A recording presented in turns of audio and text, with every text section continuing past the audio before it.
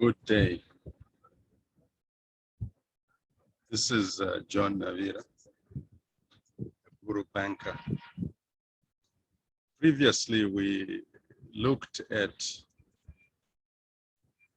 the question of China and India, and that there's a huge growth gap between China and India. But we also know that China has got ambitions to become a superpower.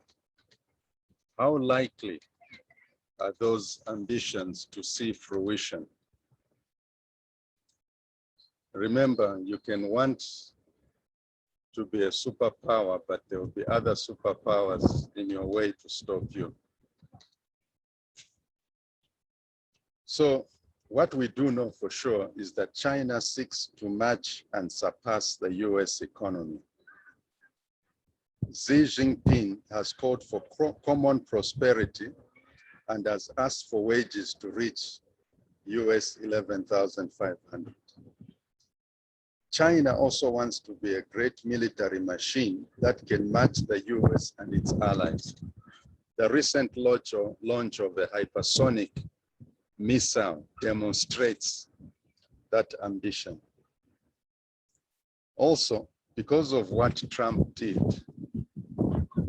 with tariffs and all that, seeking to curtail or to restrain the growth of China, China is playing by North Korea's playbook: rattle the saber, kick India's shins occasionally, probe Taiwanese defenses, and attract attention. Shake up billionaires and keep them off balance by targeting their empires and forcing them to declare undying commitment to social responsibility, corporate social responsibility. Thus far, the Communist Party has been remarkably successful in making the economy work.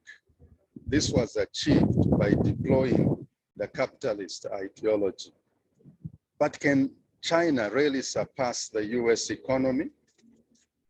Currently, China is a second world country because its GDP per capita, triple P, is very low despite record growth levels. For its GDP per capita to match USA, China has to grow its GDP by 5 times. Is that even feasible? I mean, if you look at it, the USA's GDP per capita is 71,000. China's is 17,000 or something like that. So it needs 5 times to surpass the US's. For its GDP to match USA, China has to grow GDP by 5 times. It took America 200 years to reach 18 trillion. How many years will it take China to surpass America? These are the questions that need to be answered. If we look at all these scenarios of China's growth trajectories, we find that there is the possibility that there could be a war between China and America. But of course, China doesn't need a war. I mean, basically, because they don't have enough fuel reserves to sustain a war with America and its allies. Secondly, China will be the greatest loser. So China really doesn't want war. All it wants is tariffs removed so that it can continue growing.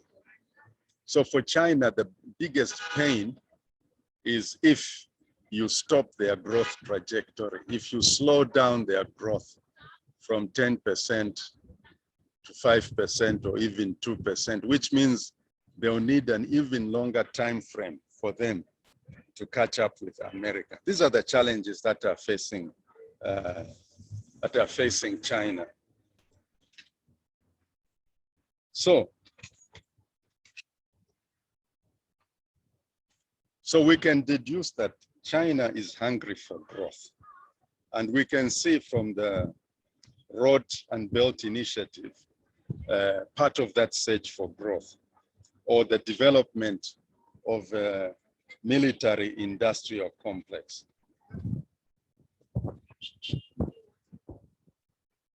But in reality, America and its allies have managed to grow at this tremendous pace through the use of strategies, or shall I say innovation has been achieved at the expense of lives.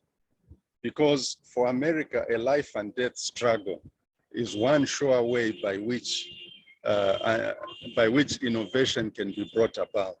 So any struggle, any conflict between or competition between China and America will result in an outbreak of innovative technology. Thus, China's confrontation with the West, we can say, is destined to bring about dramatic changes in civilization's trajectory. The hypersonic missile is only the beginning. Thank you.